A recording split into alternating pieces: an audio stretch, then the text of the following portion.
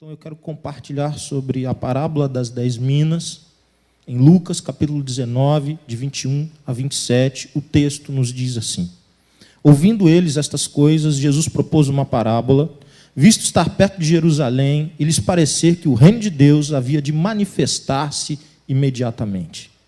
Então disse: certo homem nobre partiu para uma terra distante, com o fim de tomar posse de um reino e voltar. Chamou 10 servos seus, confiou-lhes 10 minas e disse-lhes: negociai até que eu volte. Mas os seus concidadãos o odiavam e enviaram após ele uma embaixada, dizendo: não queremos que este reine sobre nós. Quando ele voltou, depois de haver tomado posse do reino, mandou chamar os servos a quem dera o dinheiro, a fim de saber que negócio cada um teria conseguido. Compareceu primeiro e disse: Senhor, a tua mina rendeu 10. Respondeu-lhe o Senhor: muito bem, servo bom, porque foste fiel no pouco, terás autoridade sobre 10 cidades. Veio o segundo, dizendo: Senhor, a tua mina rendeu 5. A esse disse: terás autoridade sobre 5 cidades. Veio então outro, dizendo: eis aqui, Senhor, a tua mina, que eu guardei embrulhada num lenço, pois tive medo de ti, que és homem rigoroso, tiras o que não puseste e ceifas o que não semeaste. Respondeu-lhe: servo mau, por tua própria boca te condenarei. Sabias que eu sou homem rigoroso, que tiro o que não pus e ceifo o que não semeei? Por que não puseste o meu dinheiro no banco? E então, na minha vinda, o receberia com juros. E disse aos que o assistiam: tirai-lhe a mina e dai-a ao que tem as 10.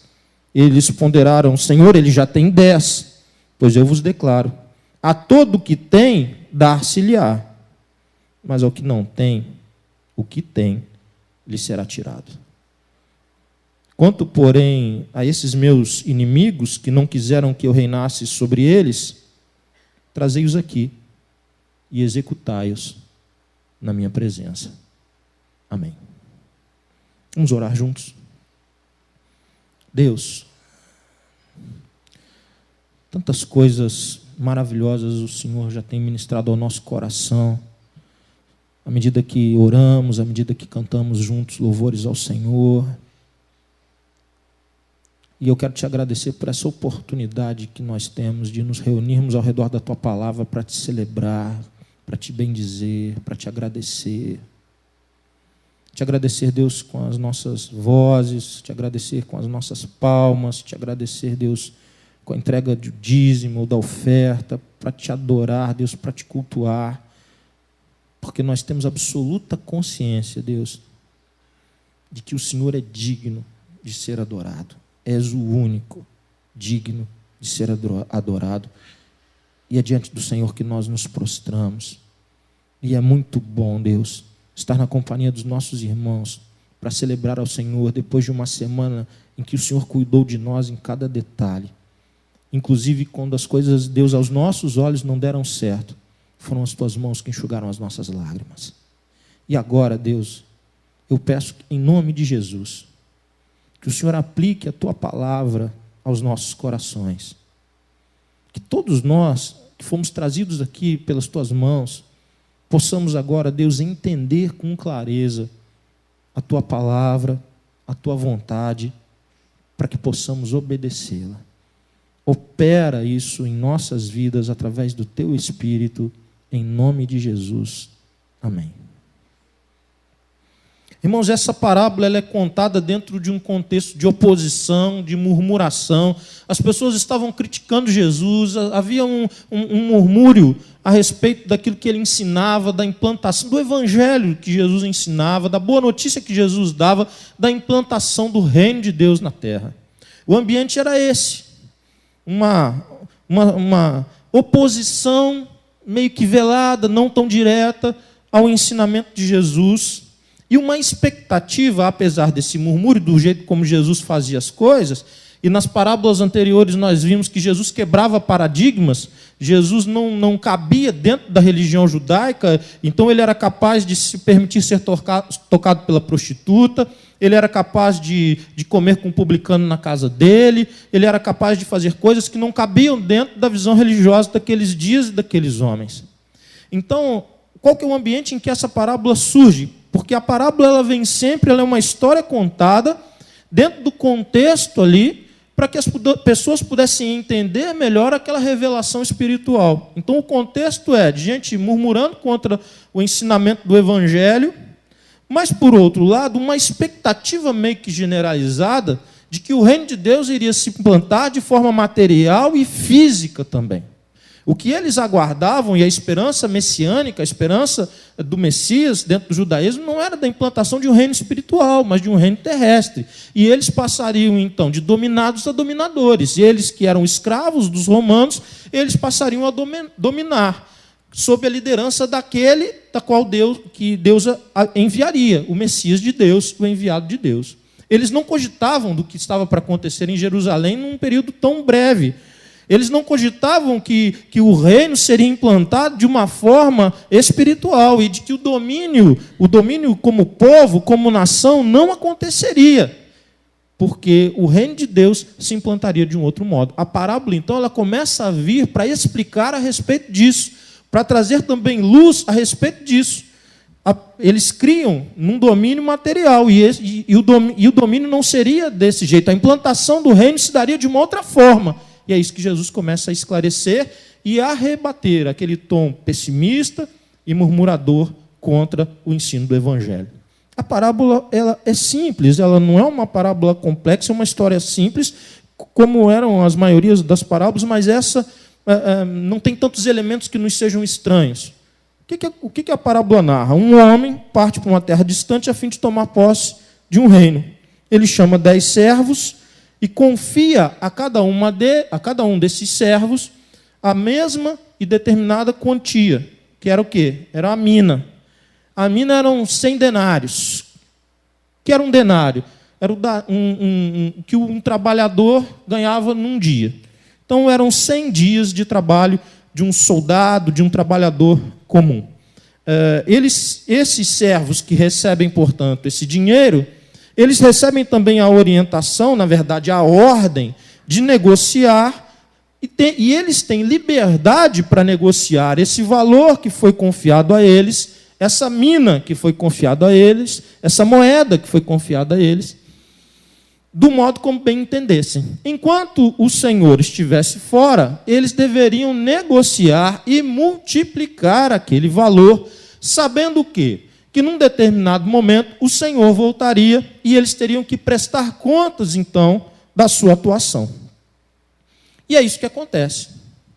Há uma interrupção disso, dessa ideia, que é a ideia de que uma embaixada, um grupo, vai representar contra essa autoridade, dizendo que nós não queremos ser liderados por esse, e o final da parábola vai tocar nesse ponto. Mas vamos ficar aqui com os servos e com as moedas, com o valor que foi entregue a eles e a responsabilidade de fazer multiplicar aquilo que foi entregue. Depois nós vamos olhar mais detidamente para esse outro aspecto. Quando essa autoridade volta, quando o rei volta, ele convoca os servos a quê? A uma prestação de contas. E ele chama o primeiro e ele se alegra tremendamente com o primeiro servo que vem lhe prestar conta. Por quê? Porque ele dobrara, ele multiplicara aquilo que havia sido confiado a ele. Ele apresenta outras 10 minas e ele é elogiado pela sua fidelidade, ele é elogiado pela forma sábia com que ele agiu no tempo que o rei estava fora, pela sua aplicação com aquela responsabilidade que foi dada a ele, ele não ficou paradão, ele se aplicou, ele foi diligente com aquela responsabilidade que foi confiada a ele, e ele multiplica. E ele é chamado, então, de servo bom. E como recompensa, ele tem a recompensa de receber a responsabilidade de domínio sobre 10 cidades. Responsabilidade sobre 10 cidades como prêmio para a sua diligente e sábia administração do recurso que o Senhor confiara a ele. O segundo também alegra o coração do Senhor e, proporcionalmente, ele recebe o mesmo. Ele recebe 5 cidades. E o terceiro, mencionado, porém, quando ele devolve aquilo mesmo que ele recebera, ele foi condenado por isso. O rei fica tremendamente insatisfeito. Quando ele olha que a devolução é exatamente aquilo que ele havia entregue, e depois de tanto tempo, e que não havia feito, aquele servo não havia sido diligente, não havia sido responsável, não havia se empenhado, mesmo tendo liberdade total para fazê-lo, mesmo tendo a oportunidade, como é citado aqui, de colocar no banco, conquanto o sistema bancário daqueles dias fosse bem diferente do nosso, mas o princípio é o mesmo, nada foi feito. Ele cruzou os braços e devolveu aquilo que recebera. E isso trouxe grande insatisfação, esse modo insolente de agir, com a determinação do rei, com a ordem do rei, trouxe para ele severa consequência. O rei, insatisfeito, julga o servo, com as próprias palavras que o servo tinha dito, de que esse rei era também um juiz severo, muito severo. E o que o rei faz? O rei rompe com ele, retira dele aquilo que ele havia recebido e passa para aquele que mais havia multiplicado, aquele que também mais havia recebido. Ele ganha novamente, ele ganha desse que não havia multiplicado nada. Esse é um símbolo de rompimento do rei com esse servo mau. O mau aqui é no sentido de inútil, infrutífero. Mal diante da responsabilidade que lhe fora confiada, incompetente, relaxado com a responsabilidade que lhe fora confiada. O dinheiro, na verdade, as minas, na verdade, elas eram o quê? Um teste. O que o rei queria era abençoar, o que o rei queria, na verdade, era aprovar aqueles servos e dar a eles algo ainda muito maior. Muito mais do que receber 10 minas, é receber 10 cidades. Muito mais do que receber uma mina, é receber 10 cidades. Muito mais do que receber uma mina, é receber 5 cidades. A generosidade do rei faz com que, no momento da prestação de contas, quando o servo apresenta a ele obediência, ele é premiado. Ele é abençoado pelo rei, que generosamente confia a ele algo ainda muito maior. Na verdade, o resultado do que o rei queria era o quê? Olha, eu estou te dando pouco, mas eu quero muito mais para você. Eu estou começando com apenas uma moeda, mas o que eu tenho para você é muito maior do que você é capaz de imaginar. Não fica pensando aqui que ele tinha um Prisma 2012 e ele vai vir num Camaro amarelo, não. Não é essa a ideia.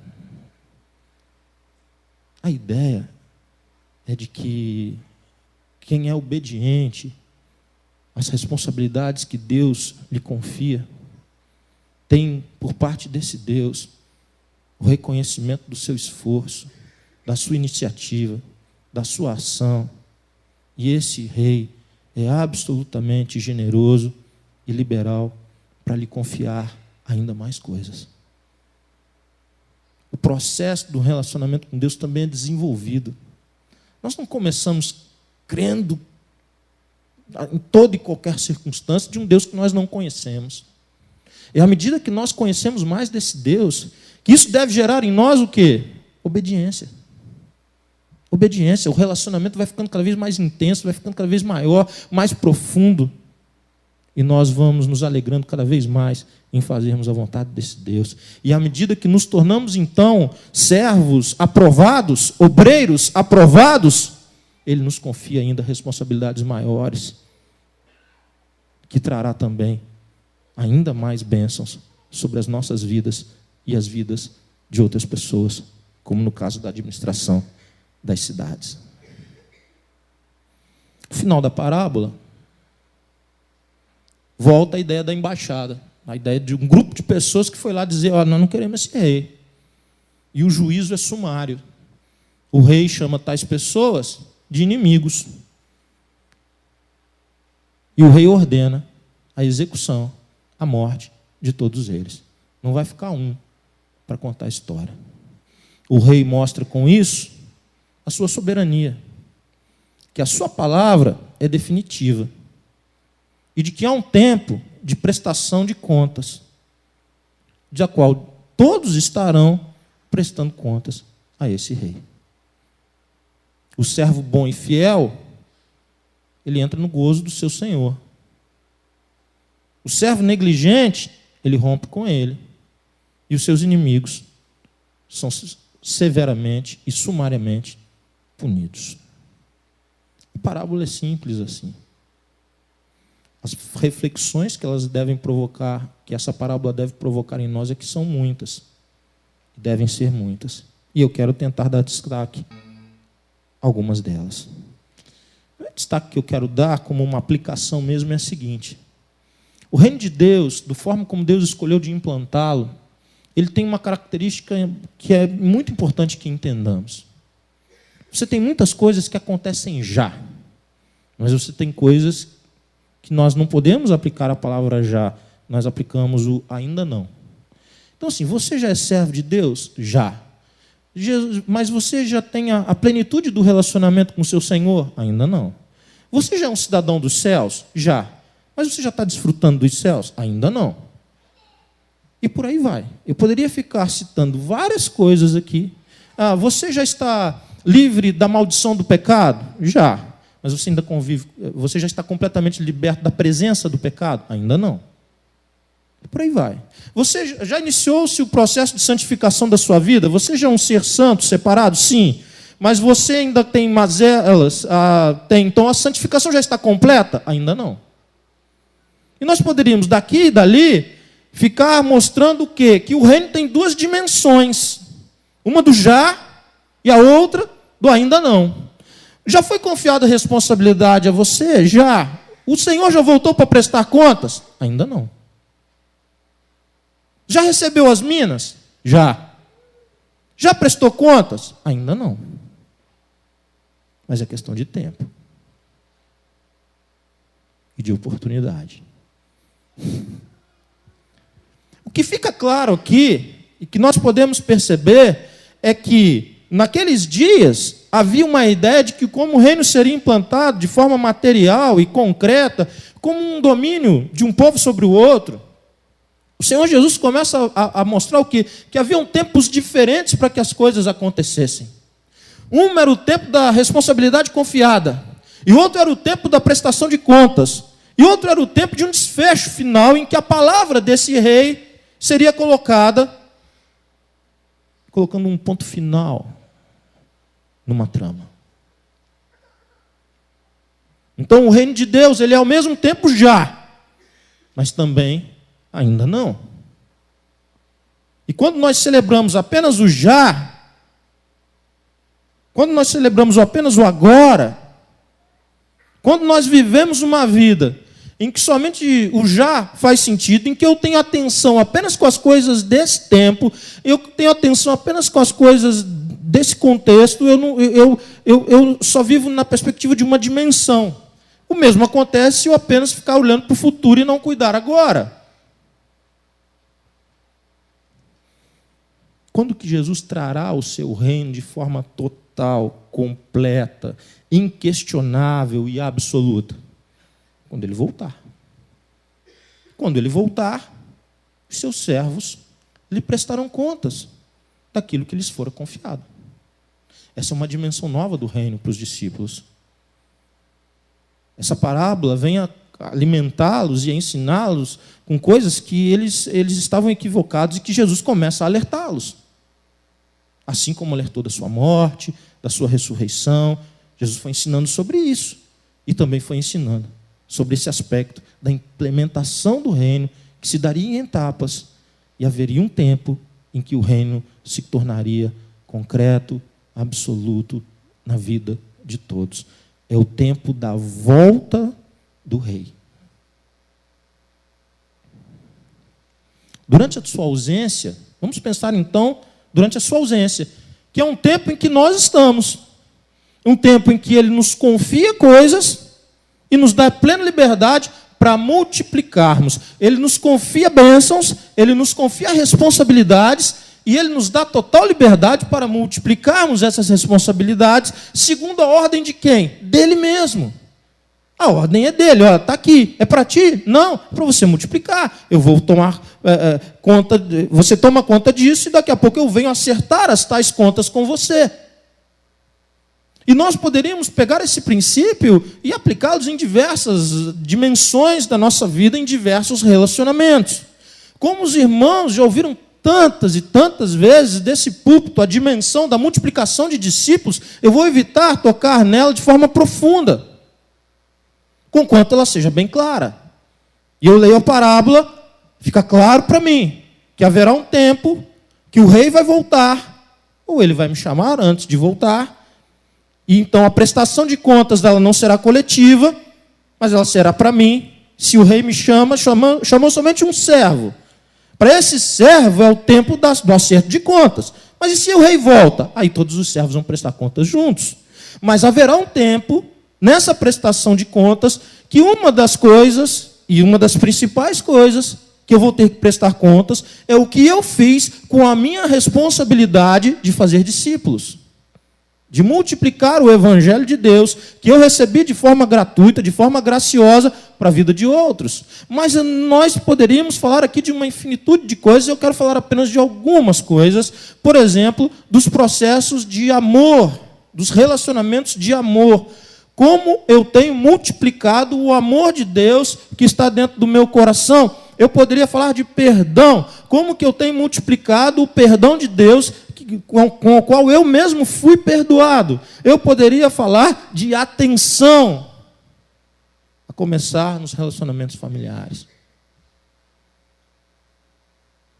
O que eu estou querendo mostrar para você nessa noite, que é o que toma meu coração, é que nós podemos viver uma fantasia de que Deus nem está ligando para as oportunidades que nós nos omitimos, mas isso não é verdadeiro, isso não é bíblico, isso não é correto. Às vezes nós agimos como se Deus não tivesse nem aí para a nossa negligência. Por quê? Porque os servos eram livres para fazerem do modo como eles quisessem, com a intensidade que quisessem, com a entrega que quisessem. E talvez naquele tempo em que o rei estava longe, que ainda não era o tempo de prestar contas, alguém pensasse, ele nem liga mais, ele não está nem lembrando que ele deixou isso na nossa mão. Ele já tem tanta coisa, né? Ele já tem tantas outras pessoas e outras responsabilidades, ele já tem tanta coisa na cabeça dele, será que ele vai ligar para as 10 minas que ele deixou comigo?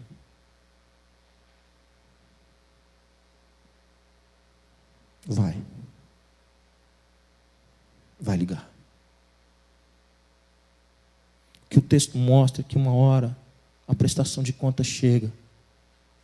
E muito mais do que nós podemos pensar, Deus está muito certo de que todos, absolutamente todos, lhe prestarão contas das suas responsabilidades. Quando eu leio esse texto, eu percebo que todos receberam a mesma moeda. Todos receberam o mesmo evangelho, o mesmo espírito, e têm a mesma palavra, e tem a intercessão de Jesus sobre a vida de todos. E todos receberam dons, e todos receberam oportunidades. Nenhum servo vai poder chegar para esse Deus. Talvez um servo ficasse assim muito irritado com esse Deus, dizendo assim, ele deixou 10 minas na mão do Hélio, deixou 10 minas na mão do Robson, deixou 10 minas na mão do Henrique, deixou 10 minas na mão da Cleilma, na mão da Maria. Para mim ele não deixou nada. Ninguém vai poder dizer isso para esse rei, porque todos recebem desse rei o suficiente para multiplicarem.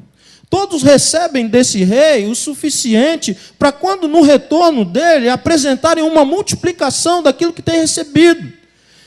Porque aquilo que tem recebido não é para ser guardado num lenço ou numa caixinha de acrílico, ou num cofre, ou debaixo do colchão, ou no seu próprio coração, ou em lugar algum. É para ser multiplicado. Porque esse rei se alegra. E ele nos deu liberdade e sabedoria. E liberdade implica responsabilidade. Anda junto sempre.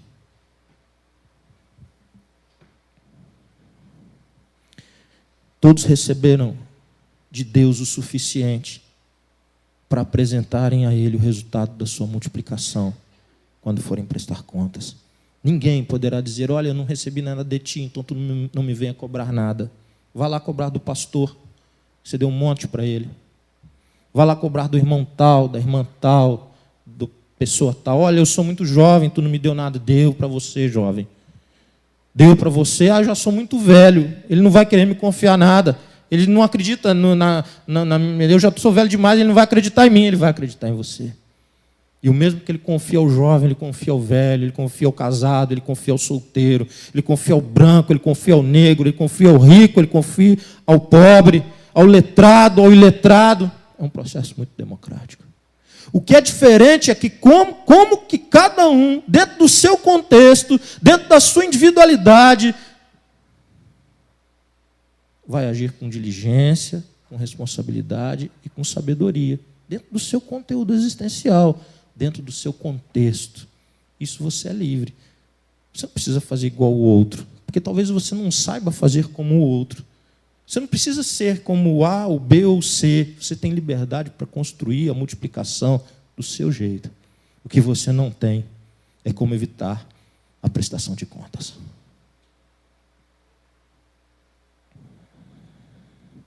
Interessante que o servo recebe as bênçãos, e as bênçãos pressupõem o quê? Trabalho. Eles precisavam trabalhar o recurso que lhes havia confiado para que ele multiplicasse. Portanto, na verdade, o servo que enrola num lenço aquilo que recebeu do Senhor e depois vai querer chegar no julgamento e entregar aquele lenço de volta, pressupõe o quê? Indisposição para servir. Por que não multiplicou? Porque não havia condição de multiplicar? Não. Porque não sabia que ele teria que prestar contas? Também não. Ele mesmo diz isso. Porque não sabia que o rei faria conta daquilo? Ele também diz que sabia que esse rei era justo. Mas é a indisposição para o trabalho, é o braço cruzado. Enrola o que recebeu de Deus num lenço e talvez nem se lembre onde colocou.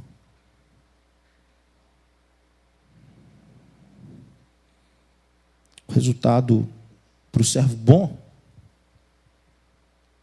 é a expressão da infinita generosidade do rei.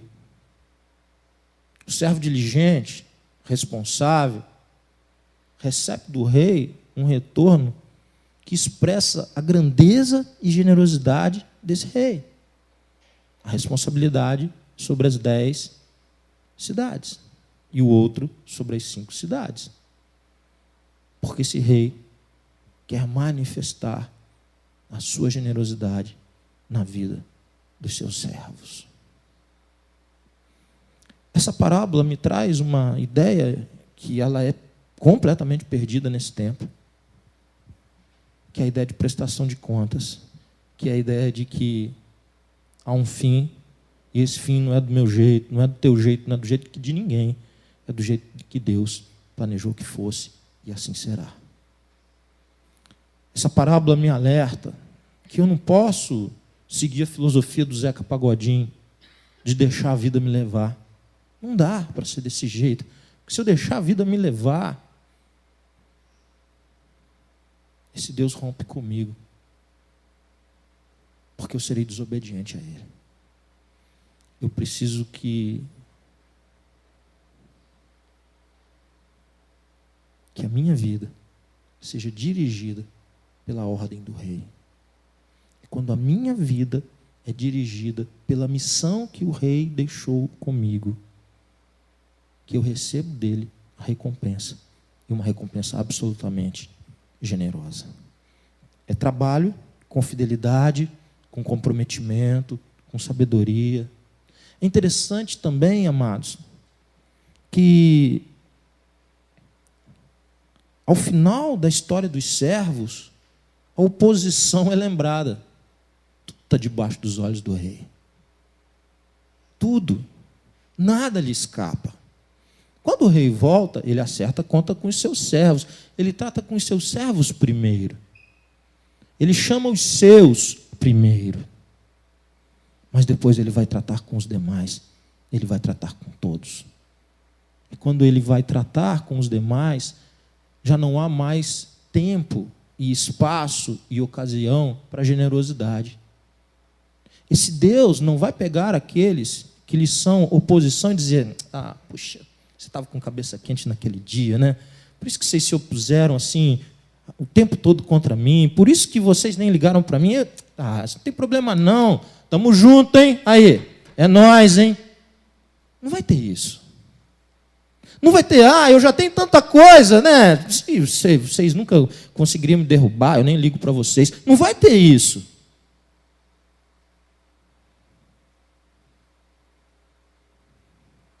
Não tem anistia de caixa 2, não, gente. Tem não.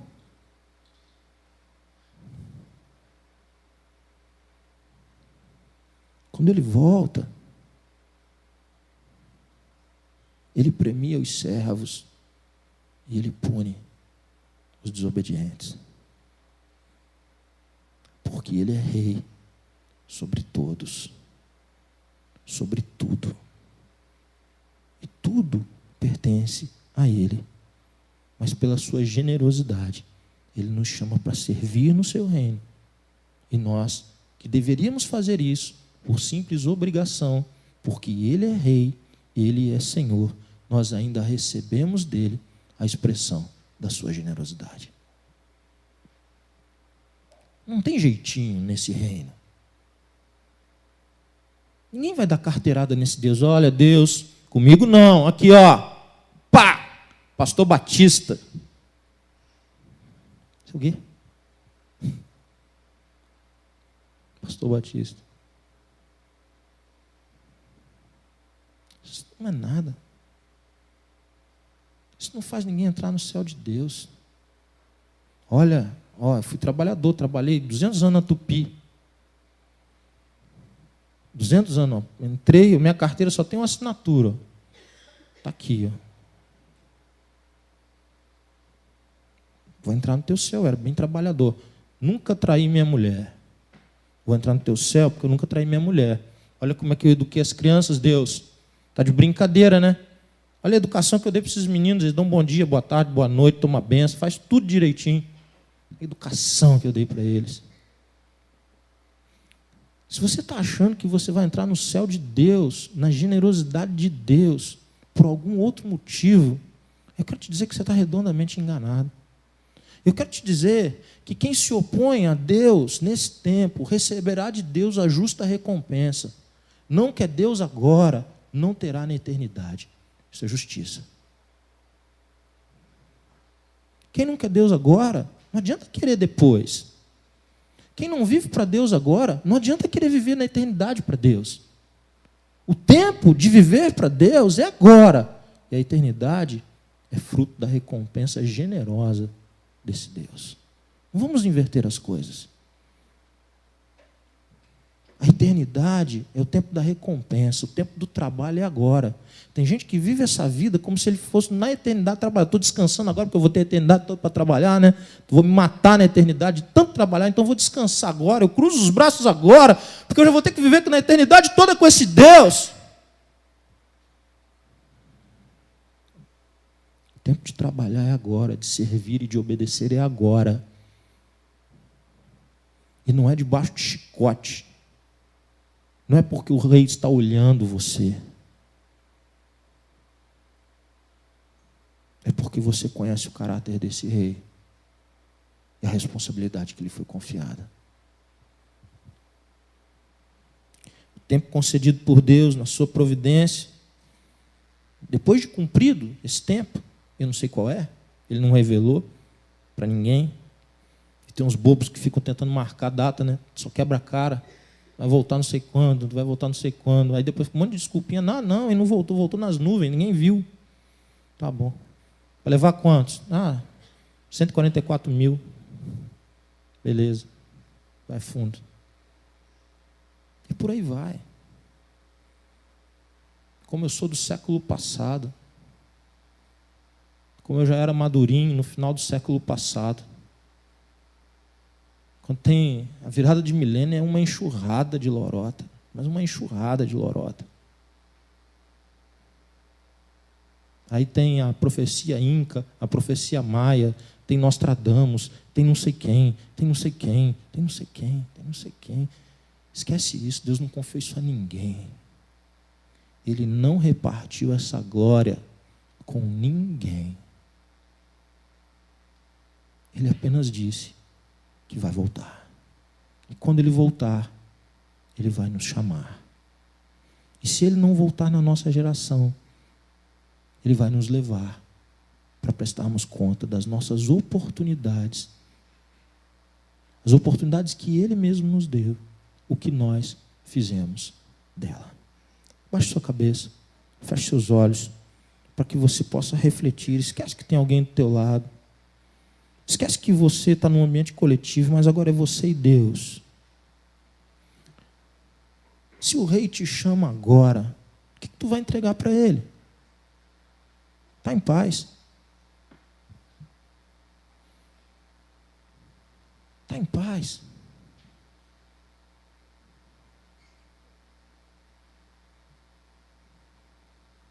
Se o rei te chama agora,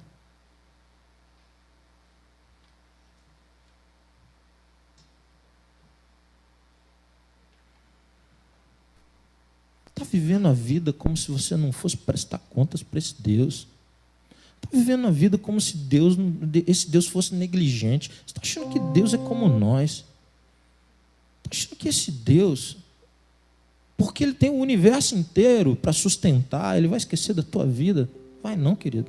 Porque Ele quer te abençoar, Ele quer ser generoso, Ele quer derramar a graça e a generosidade dEle sobre a sua vida. O período que o rei está fora é apenas um período de teste, muito pequeno diante do que ele viveria depois. O período que o rei está fora é apenas um período de transição.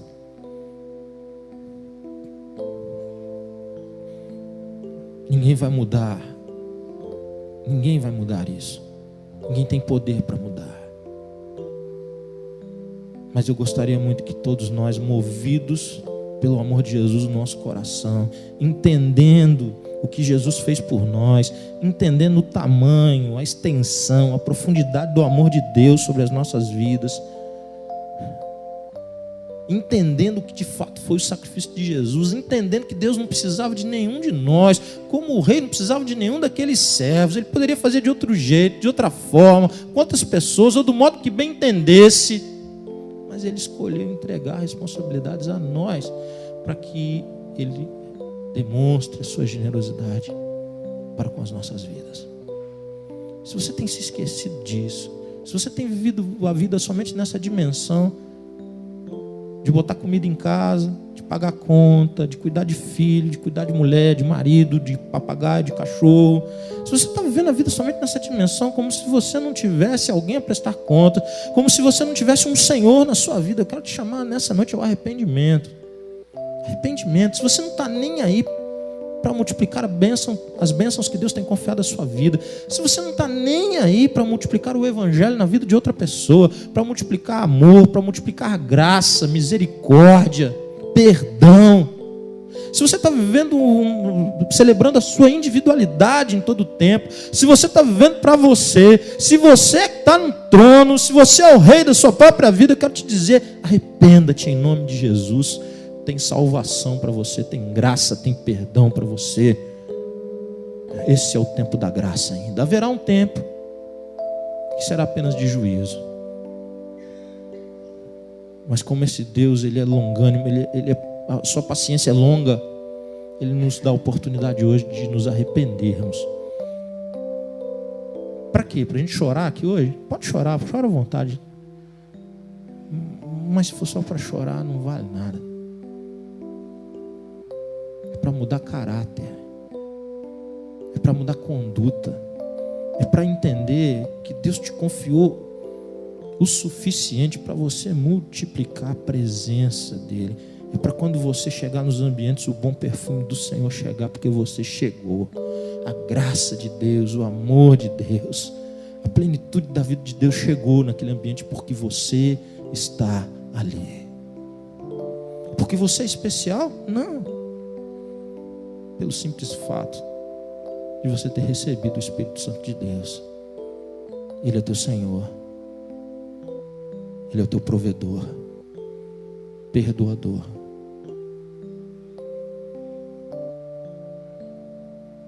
Quem não quer ouvir servo bom e fiel, entra no gozo do teu Senhor. Arrependa-te hoje, em nome de Jesus. Muda, lança fora tudo aquilo que tem sido amarra na tua vida. Diz não, renuncia, entrega. Eu não quero mais, eu não suporto mais, eu renuncio. Tudo aquilo que tem feito eu viver para mim mesmo. Por mais bonitinho, redondinho que seja, se você está vivendo para você é pecado. Vai entregar o quê? Vai entregar o mesmo valor enrolado num lenço? Senhor, quero te glorificar e te exaltar pela tua palavra, pelas palavras de Jesus que foram registradas para nós, para mudar a nossa vida, para nos alimentar, para nos corrigir. E é essa palavra, Deus, que ela é poderosa, ela é uma dinamite do Senhor dentro dos nossos corações. Ela é que produz mudança quando ela é aplicada pelo Teu Espírito em nossos corações. Aqueles corações de pedra, corações enganados, ó Deus, que tiveram falsos mestres a vida inteira. Gente que aprendeu a viver para si, uma geração inteira, Deus, que tem desaprendido a orar, uma geração inteira que tem celebrado a individualidade o tempo todo, uma geração inteira, Deus, que tem se distanciado das coisas mais elementares da Tua palavra, movido por inúmeros outros interesses e seduções desse tempo, negligenciando, ó Deus, a missão que nos foi confiada como igreja, como povo, como servos do Senhor. Deus querido, é nesse contexto que nós vivemos, e essa Tua palavra nessa noite, e essa parábola nesta hora, Deus, vem ao encontro dos nossos corações e confronta o modo como nós vivemos, o modo como nós vivemos a nossa religiosidade, Deus, muitas vezes confinando as Tuas coisas para nós mesmos, as Tuas bênçãos para nós mesmos, nos esquecendo, Deus, de multiplicá-las ao mundo. Deus, se existe alguém aqui nessa noite tomado pelo Teu Espírito, tocado pelo Teu Espírito,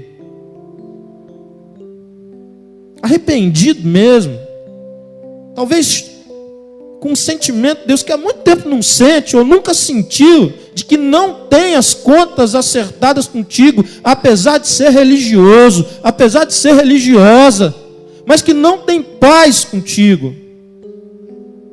Eu quero te pedir, Deus, nesse momento, em nome de Jesus, que se alguém aqui quebrantado, clamando Teu perdão, que o perdão do Senhor inunde esse coração nessa hora, Deus, trazendo vida, trazendo paz, propósitos novos, mudança interior, mudança de caráter, Deus, para a glória do Teu santo, bendito nome. Que nós nos alegremos com a Tua presença, que nós nos alegremos em Te servir, Deus, que nós nos alegremos em oferecer o nosso melhor para o Senhor todo dia, Deus, que nós nos alegremos a multiplicar aquilo que o Senhor tem colocado em nossas mãos, na vida dos nossos familiares, na vida dos nossos irmãos, dos nossos amigos de trabalho, na vida desse mundo, Deus, que não tem nada e nós temos tudo, porque temos o Senhor. Se existe alguém nessa noite aqui, Deus, com um desejo enorme de mudar de vida e viver por fé, opera essa graça, salva, restaura, sela, para a glória do Teu nome. Que o amor de Deus, o nosso Pai, a graça salvadora de Jesus Cristo e as doces consolações do Espírito Santo de Deus sejam derramados de forma viva, rica e abundante sobre a sua vida, sobre a sua família, sobre todo o povo de Deus. Amém. Dá um abraço gostoso quem está perto de você.